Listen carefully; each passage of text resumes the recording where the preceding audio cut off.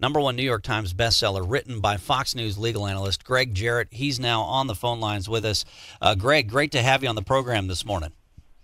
Aaron, it's my pleasure. Thanks for having me with you. Yeah, you know, one of the newsletters that I make sure I read every morning is the Fox News First Email, and one of the things I love about it is every time you have a new piece of legal analysis or commentary, they share it at the Fox News First Email. I tell you, you've been all over this story from day one. Well, I've written a lot of columns in the last 2.5, 3 years. First about Hillary Clinton's email scandal, then how Comey wrongfully cleared her, and then how they used a fabricated dossier to launch their investigation of Donald Trump and then lie to federal judges to gain a warrant to spy on the Trump campaign. And now, of course, we're learning more about the sinister activities of Rod Rosenstein at the Department of Justice to try to overthrow the president by misusing the 25th Amendment. So, the level of deviousness and malevolence and corruption continues to be exposed and unraveled, all part of the Russia hoax. I thought it's interesting that you'll have kind of liberals in the establishment media. They'll defend Hillary Clinton, who very clearly violated the law and transmitted classified information on unclassified methods, and yet they'll protect her, and anybody who would say she should be prosecuted, they say, well, we shouldn't be trying to put our political opponents in jail. But yet with Donald Trump, they'll very clearly say, oh no, we need to go after him, and we need to put anybody who was connected to his campaign behind bars. Well, the liberal mainstream media is severely biased. Their visceral hatred and unabashed scorn toward Trump is evidence in their daily reporting.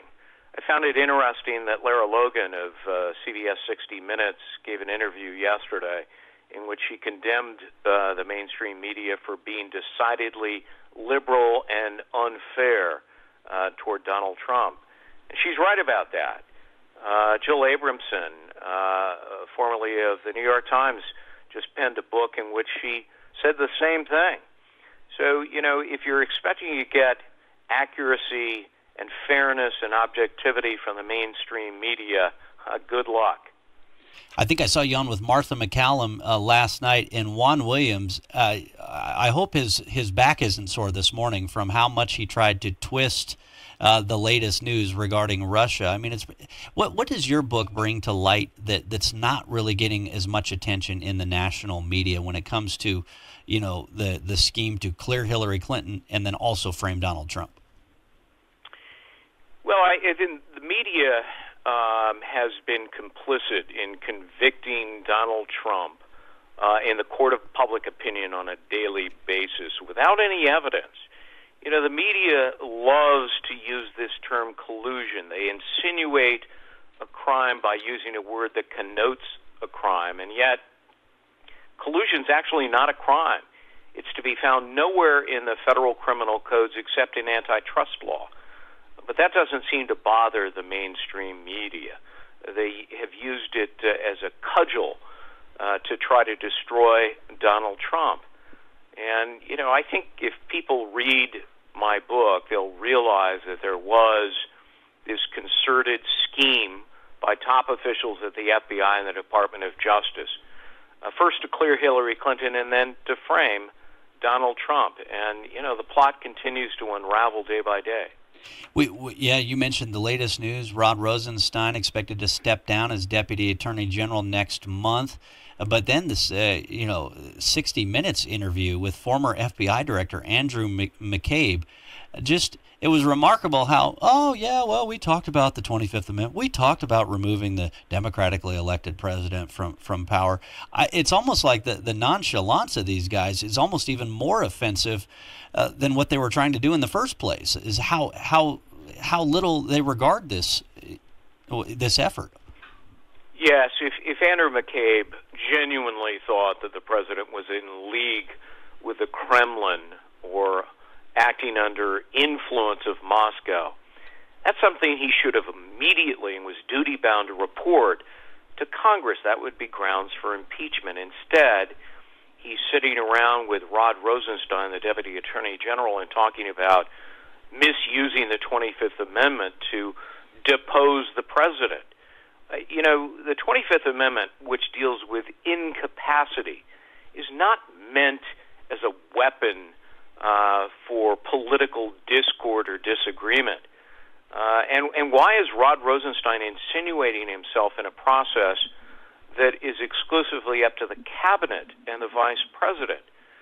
So, Rod Rosenstein is leaving before he gets fired. I'm hopeful the new Attorney General, William Barr, will gather together all of this evidence, present it to a grand jury, because if he does, I'm fairly confident that the people who abused our system of justice in law enforcement will be held accountable.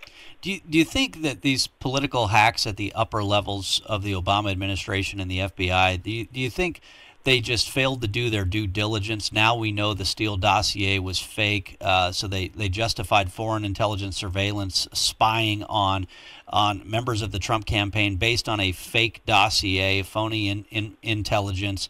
Do you think they just failed to do due diligence, or is it pretty clear now that they deliberately targeted the political opponents of Hillary Clinton and abused their positions of power to do so?